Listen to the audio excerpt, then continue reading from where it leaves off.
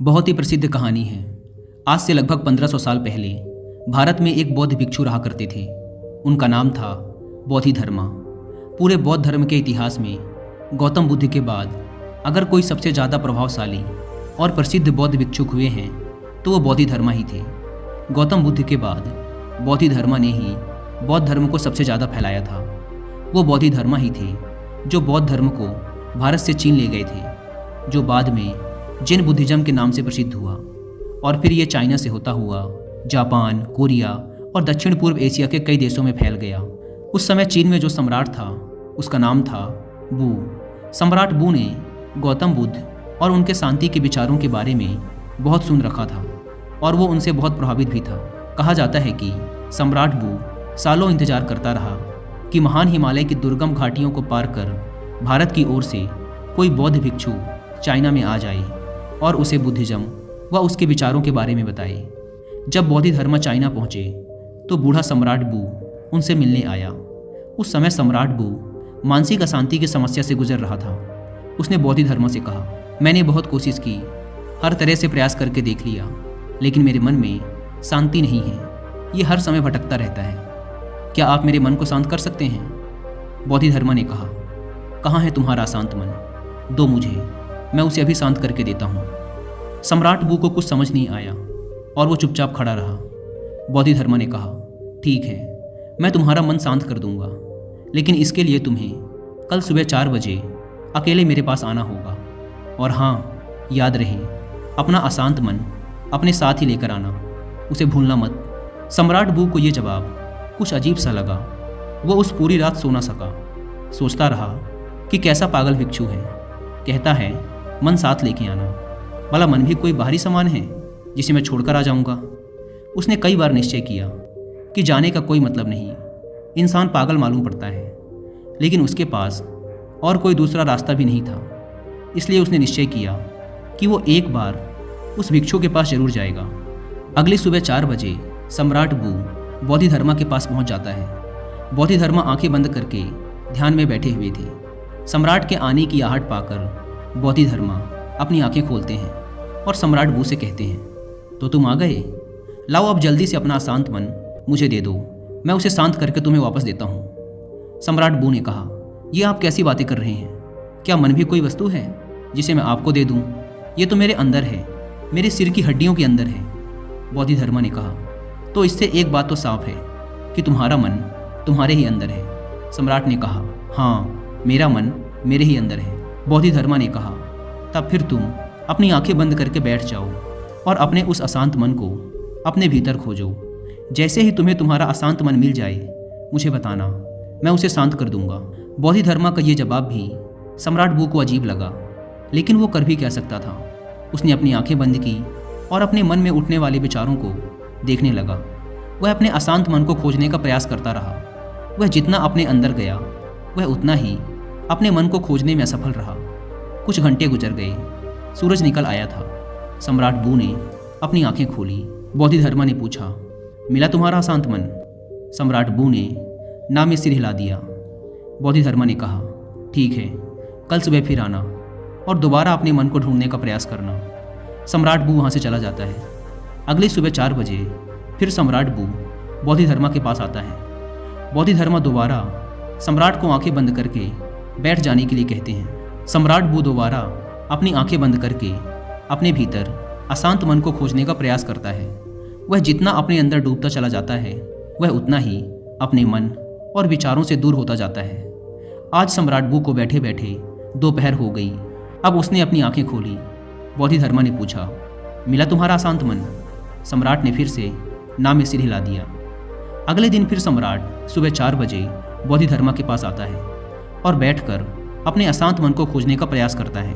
आज सम्राट को बैठे बैठे शाम हो जाती है। जाते वक्त बोधिधर्मा ने फिर पूछा, मिला तुम्हारा अशांत मन? सम्राट बू ने फिर से ना में सिर हिला दिया। बोधिधर्मा ने कहा, ठीक है, कल सुबह फिर आना। आज सम्राट बू सुबह 3 बजे ही आ जाता है और बैठकर अशांत मन को अपने भीतर खोजने लगता है। पूरा दिन गुजर जाता है, पूरी रात गुजर जाती है, लेकिन सम्राट बू अपनी आंखें बंद किए अपने अशांत मन को खोजता रहता है। बोधिधर्मा भी सम्राट बू के पास ही बैठ जाते हैं। वह जितना अपने अंदर उतरता गया वह उतना ही अपने मन को खोजने में असफल रहा। वह समझ चुका था कि अंदर मन जैसा कुछ भी नहीं है। ये तो केवल विचारों का एक समूह है जिसे हम मन कहते हैं। अगर विचार हैं तो मन है, अगर विचार नहीं तो मन भी नहीं। जब अंदर मन जैसा कुछ है ही नहीं तो इसके साथ कुछ किया भी नहीं जा सकता। जिसे हम मन कहते हैं ये तो सिर्फ वो विचार हैं जो हमारी अचेतन अवस्था में हमारे भीतर उठते रहते हैं। अगर हम अपनी चेतना में आ जाएं और जागरूक होकर जीने लगें तो यहाँ विचार जैसा कुछ नहीं रह जाता, और जब विचार नहीं तो मन भी नहीं। अब वो समझ चुका था कि बोधिधर्मा उससे बार बार ये क्यों कह रहे थे कि अपना मन मुझे दो, क्योंकि वो जानते थे कि मन जैसा कुछ नहीं होता। सम्राट बू ने अपनी आंखें खोली। बोधिधर्मा ने पूछा, मिला तुम्हारा अशांत मन? सम्राट ने कहा, अशांत मन तो नहीं मिला, लेकिन वो शांति जरूर मिल गई जिसकी मुझे तलाश थी। मैंने जब तक मन की तलाश नहीं की थी तब तक मैं बहुत परेशान रहता था, लेकिन जब मैंने तलाश की तब पाया कि मन जैसा कुछ नहीं होता। बोधिधर्मा ने कहा, जब भी तुम्हें अशांति महसूस हो तब आंखें बंद करके बैठ जाओ और अपने अंदर देखो कि ये अशांति कहाँ है, और तुम्हें तुम्हारे अंदर कोई अशांति नहीं मिलेगी। लेकिन हाँ, जब तुम खोजोगे तो तुम्हें तुम्हारे भीतर एक ऐसा इंसान जरूर मिलेगा जो बहुत ही शांत चित्त और स्थिर है। जैसे कि सम्राट बू ने महसूस कर लिया था कि मन कुछ और नहीं बल्कि हमारे विचार ही मन है। हम अपने विचारों पर नियंत्रण करके अपने मन को नियंत्रित रख सकते हैं। अगर आप ये सीखना चाहते हैं कि अपने विचारों पर काबू कैसे किया जाए तो इसके लिए आप 2 बुक्स पढ़ सकते हैं, जिसमें से पहली बुक है बुद्धास ब्रेन और दूसरी बुक का नाम है बीइंग टू बिकमिंग बुद्धा। अगर आपके पास इन बुक्स को पढ़ने का टाइम नहीं है तो आप इन दोनों ही बुक्स की हिंदी में बुक समरी भी सुन सकते हैं कुक्कू एफएम ऐप पर। कुक्कू एफएम इंडिया का one of the best audio book platform है, जहां पर आप एक बुक से भी कम की कीमत पर हजारों बुक्स को ऑडियो फॉर्मेट में सुन सकते हैं, वो भी अपनी मनपसंद लैंग्वेज में। जैसे कि आप सब जानते हैं कि इस प्लेटफॉर्म के 1 साल का सब्सक्रिप्शन पड़ता है 399 रुपीज़ का, लेकिन अगर आप यूज़ करते हैं कूपन कोड WI50 तो पहले 250 लोगों को मिलेगा 50% का डिस्काउंट, और सिर्फ 199 रुपीज़ में पूरे 1 साल तक हजारों ऑडियो बुक्स का एक्सेस। अगर आप इस ऐप को डाउनलोड करना चाहते हैं तो link description and pin comment पर मिल जाएगी। अगर हम अपने जीवन में देखें तो हमारे चारों तरफ ऐसे लाखों लोग हैं जो मानसिक अशांति से परेशान हैं। वो सभी इस मानसिक बीमारी से बाहर आना चाहते हैं, लेकिन उन्हें पता नहीं कि इससे बाहर कैसे आया जाए। और अगर कुछ लोग इससे बाहर आने का प्रयास भी करते हैं तो कुछ शुरुआती असफलताओं के बाद वो हार मान जाते हैं, और फिर ये मानसिक अशांति मरते दम तक उनके साथ रहती है। कई बार कुछ मानसिक विचार शारीरिक दर्द से भी ज़्यादा दर्दनाक होते हैं, और ये इंसान का जीवन बहुत मुश्किल बना देते हैं। लोग इस मानसिक अशांति से गुजरते हैं क्योंकि वो कभी भी अपने अशांत मन को खोजने का प्रयास नहीं करते। वो कभी भी अपने भीतर झांक कर ये देखने का प्रयास नहीं करते कि असल में इस मानसिक अशांति का कारण क्या है। जैसे कि हमने ऊपर कहानी में देखा कि मन जैसी कोई चीज़ हमारे अंदर नहीं होती। असल में मन हमारे अंदर उठ रहे विचारों का समूह है, क्योंकि हम अचेतन तरीके से बस कुछ भी सोचे जा रहे हैं। कभी बीते हुए कल के बारे में सोचते हैं तो कभी आने वाले कल के बारे में। इन विचारों की भागा दौड़ी में हम ये भूल ही चुके हैं कि जीवन ना तो भूतकाल में है और ना ही भविष्य में। जीवन तो आज में है, इसी पल में है जिसे हमने जीना ही छोड़ दिया है। अगर हम अपनी चेतन अवस्था में रहना सीख जाएं, जागरूक होकर अपने अंदर चलने वाले विचारों को देखना शुरू कर दें, तो धीरे धीरे हमारे अंदर उठने वाले विचार कम होना शुरू हो जाएंगे।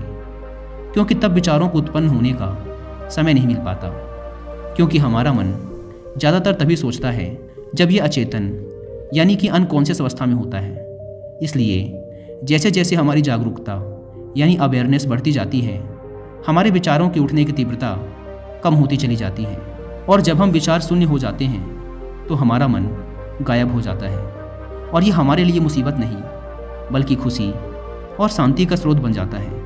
इसलिए अब से जब भी आप अपने लाइफ में अशांति या किसी प्रकार का दुख महसूस करें तो चुपचाप आंखें बंद करके बैठ जाएं और अपने अंदर उठने वाले विचारों को देखना शुरू कर दें। इन उठते हुए विचारों को रोकने की कोशिश ना करें, बस इन्हें आने और जाने दें, और ना ही इन विचारों में उलझें। आप इन्हें बस ऐसे देखें जैसे कि आप किसी रोड के किनारे खड़े हैं और आती जाती गाड़ियों को देख रहे हैं। गाड़ियाँ आती हैं और जाती हैं, ऐसे ही विचार आएंगे और जाएंगे। आपको बस उन्हें देखते रहना है। समय के साथ धीरे धीरे ये विचार आने बंद हो जाएंगे और अंत में आप खुद को एक ऐसे इंसान के रूप में पाओगे जो अंदर से एकदम स्थिर और शांत है।